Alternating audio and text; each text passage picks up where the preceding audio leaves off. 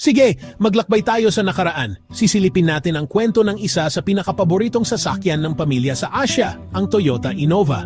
Malamang nakakita ka na nito sa kalsada, baka nga nakasakay ka na rin. Pero paano naging ganito kasikat ang practical na sasakyang ito? Alamin natin.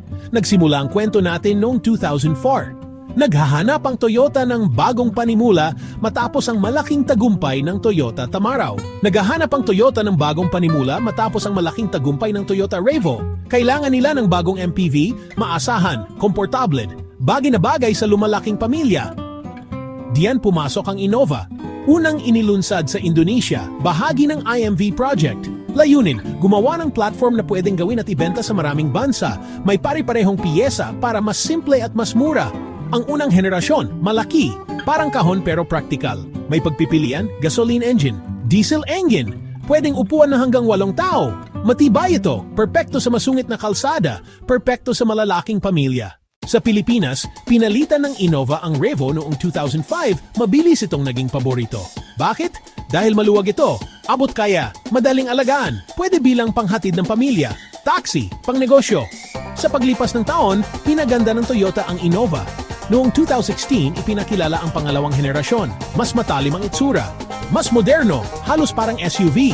May mas magandang safety features, mas matibay na frame, pinabuting makina, mas comfortable sa loob.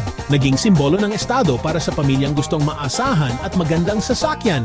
Hindi diyan ang tagtaapos ang kwento.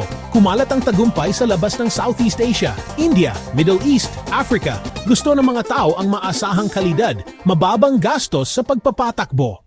Madaling makahanap ng piyesa, masayang may-ari taon-taon. Ngayon sa 2020s, patuloy ang pagbabago. Toyota nagpapahiwatig ng hybrid na bersyon. Mas maraming teknolohiya upang manatiling nangunguna habang nagbabago ang pangangailangan.